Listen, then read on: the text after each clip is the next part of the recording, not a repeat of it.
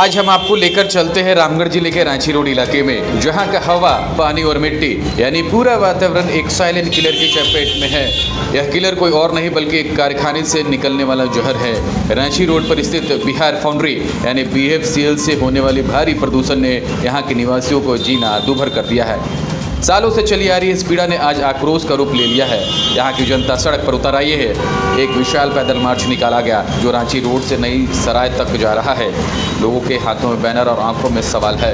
यह सिर्फ एक प्रदर्शन नहीं बल्कि एक जीवन मृत्यु का सवाल है।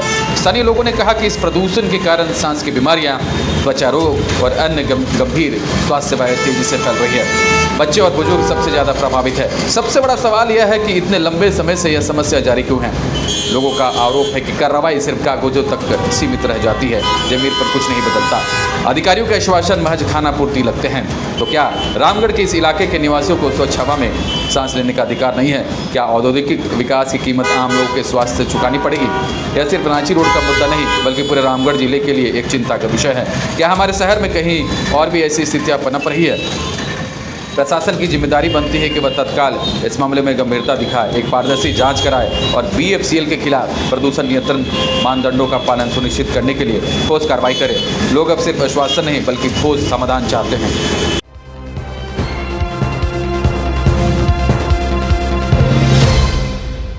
हम लोगों का मांग केवल यही है कि पॉल्यूशन को कंट्रोल किया जाए। ये जो फैक्ट्री चल रही है वो जो जितने पॉल्यूशन के मानक है उसको वो फॉलो करे।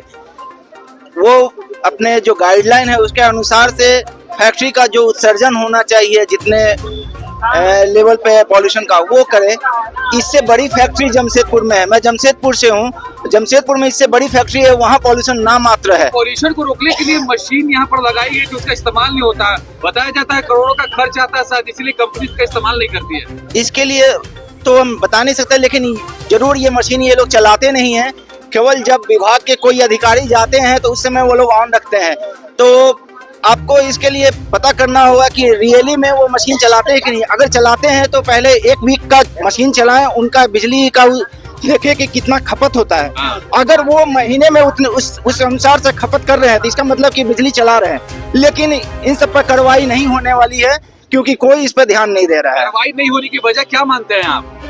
कार्रवाई इसलिए नहीं हो रही है कि दिन में इनका प्रदूषण नहीं निकलता है, लेकिन अगर आप रात को देखें तो धड़ल्ले से धुआं निकलता है। इनका सिर्फ ये नहीं, मैनिपुलेट करके सिस्टम को चला रहे हैं। आप इनकी एक भी गाड़ियां देखिए अंडरलोड नहीं चलती है, इनकी सारी गाड़ियां ओवरलोड चलती है रोड में। सिर्फ अभी आप देख लीजिए सिस्टम हाथ कंगन को RC के। अभी आप देख रहे हैं अशोक सिनेमा मोड़ से जो दाहिने रोड जा रही है, बाएं रोड जा रही है, हर रोज 1 घंटा जाम लगता है और आम आदमी सफर करता है इस रोड में। लेकिन प्रशासन शासन को इसकी कोई खबर लेने की। क्षेत्र के विधायक क्या कर रहे, क्यों नहीं आवाज उठाते? पता नहीं। हम लोगों ने सभी के पास गया है, विधायक के पास हम लोग गए हैं, सांसद के पास गए हैं, आम नेता के पास गए हैं, बस इसके लिए आवाज उठाने के लिए कोई आदमी नहीं खड़े हो रहे हैं। इसीलिए आम जनता हम लोग आज खड़े होने का मतलब मजबूरी में खड़े हो रहे हैं। झूठ भैये से बड़े नेता तक गए हैं लेकिन आज तक किसी ने नहीं सुना। सब उनके तरफ है। पैसा का बोल है। आज आप देखिए कल आंदोलन जब शुरू हुआ है तब इनकी गाड़ियां पानी छिड़काव कर रही है नई सराय मोड़ से इनके प्लांट तक 4 बार दिन में, लेकिन आज तक कभी नहीं हुआ। इसका कारण क्या है? इन लोग भी अंदर से डरे हुए हैं।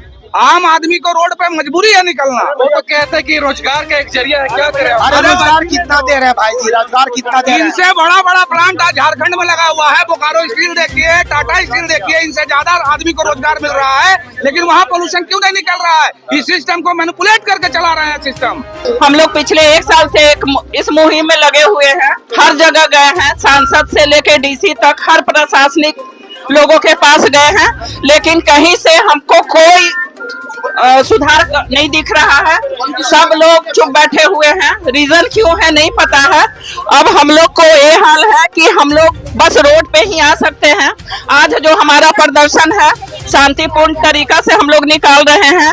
अगर इससे भी लोग नहीं सुने तो हम लोग उग्र हो जाएंगे और उसके जिम्मेवार यहाँ के शासन, प्रशासन, विधायक और सांसद होंगे।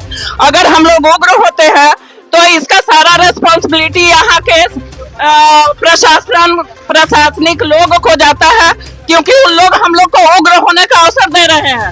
हम लोग का बात नहीं सुना जा रहा है। हम लोग आम जनता है अगर उन लोग के पास नहीं जाएंगे तो कहाँ जाएंगे?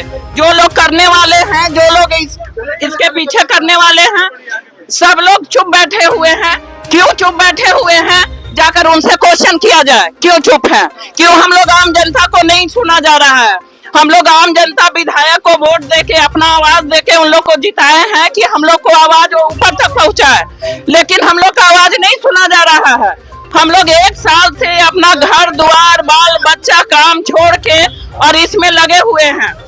हम लोग डीसी के पास जाते हैं, वहाँ हम लोग को बोला जाता है आई कांट डू एनीथिंग। क्यों ऐसा बोला जाता है? क्यों बोला जाता है? आप जाके उनसे पूछिए। प्रूफ हमसे मांगते हैं पोल्यूशन का, कागजी प्रूफ दीजिए। यहाँ पर लगता है सेटिंग गेटिंग है साथ चारों तरफ। ये हमको नहीं पता है, ये आप जाके पूछिए जो सेटिंग किए हुए हैं, जो लिए हुए हैं, उनसे पूछिए क्यों नहीं बोल रहे हैं। क्या है? मेरा नाम रिंकी शर्मा हुआ, सियाराम कॉलोनी में हम रहते हैं। आप एक एक चेहरे को कवर कीजिए। हम सारे सभ्य परिवार के, ना किसी राजनीतिक पार्टी से बिलोंग करते हैं और ना छुटभैया गुंडा है। हम सिर्फ पॉल्यूशन से त्रस्त जनता है और इस पॉल्यूशन के खिलाफ आज हम सड़क पे उतरे हैं। इंकलाब जिंदाबाद। ये जो जानलेवा पॉल्यूशन बीएफसीएल के द्वारा फैलाया जा रहा है और पूरे रांची रोड को दानव की तरह निगलने के लिए तैयार बैठा हुआ है। हम इस बीएफसीएल के खिलाफ, गौरव बुधिया के खिलाफ आज आम जनता सड़क पर प्रदर्शन करने के लिए उतरे हुए हैं। हम लोग पिछले 1 साल से पॉल्यूशन के खिलाफ लड़ाई लड़ रहे हैं। हमारी सुनवाई किसी शासन प्रशासन सांसद विधायक के द्वारा नहीं की गई। लास्ट में हम लोगों को सड़क पे आना पड़ा और इस आंदोलन के लिए हमें जहाँ तक जाना होगा किस तरह की बीमारी फैल रही है? इसके श्वसन संबंधी बीमारियां, हार्ट का प्रॉब्लम, किडनी का प्रॉब्लम, लीवर का प्रॉब्लम हमारे पूरे शरीर में फैला हुआ है। इवन टीबी का बीमारी भी इस पॉल्यूशन के द्वारा फैलाया जा रहा है। और सबसे बड़ी बात कि हमारे जीने का मौलिक अधिकार का हनन किया जा रहा है।